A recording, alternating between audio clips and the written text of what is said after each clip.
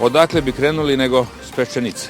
Evo, tako mi je posebno drago da smo danas ovdje, iako mi trenutno u gradu Zagrebu na 50 mjesta prikupljamo potpise, međutim htjeli smo se baš obratiti iz ove gradske četvrti, s ove tržnice, odakle je i naš pokojni gradonačelnik u pravilu kretao u svoje izborne pobjede.